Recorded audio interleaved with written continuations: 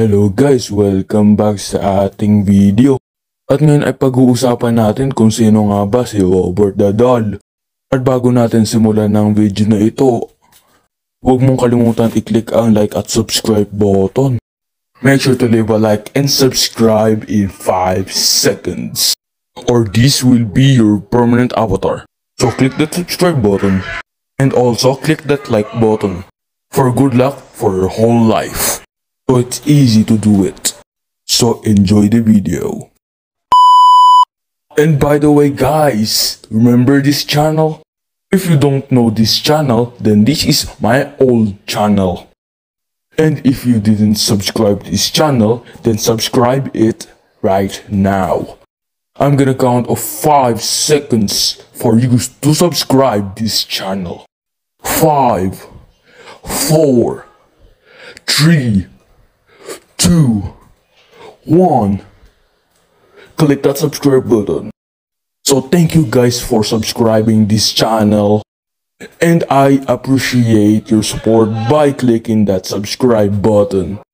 And continue supporting my new channel and my old channel. So let's get to the video. Kilala mo naman siguro si Chucky. At kung hindi mo alam na si Robert the Doll ang real life Chucky. At kung hindi mo alam ay napakadelikado daw netong manika na ito. Na may tinatagong misteryo na kwento sa likod ni Robert the Doll. At sabi daw ng iba kapag kumuha ka daw ng litrato ni Robert the Doll ay agad-agad kang humingi ng tawad o sabihin mo na sorry para mawala ang sumpa sa iyo. Kung hindi ka agad nakahingi ng tawad kay Robert the Doll ay may mangyayaring masama sa iyo. O baka sa iyong pamilya o sa iyong mga kaibigan. At si Robert the Doll ay nasa East Martello Museum. At kung bibisitahin mo ito ay wag na wag mong pipicturan si Robert the Doll. Pero pwede ka din naman na maghingi ng litrato sa kanya kapag siya ay pumayag sa pagkuha ng litrato. At kapag siya ay tumanggi na kumuha ng litrato, ay huwag mo nang ipilit ang sarili mo na kumuha ng litrato.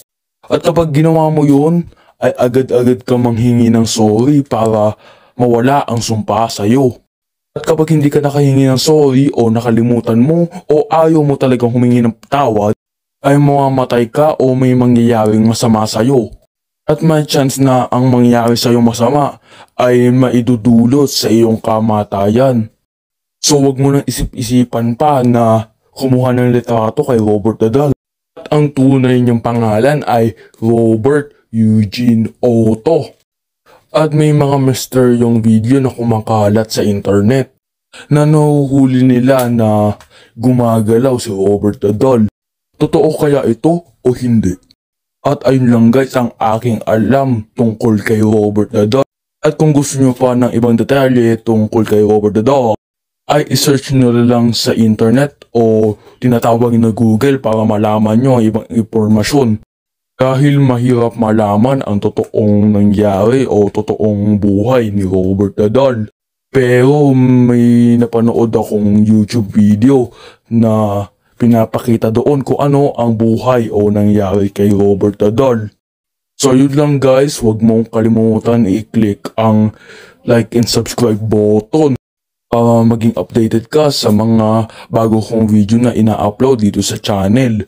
Maraming salamat sa pakikinig at panonood at hanggang sa muli. See you in the next video guys.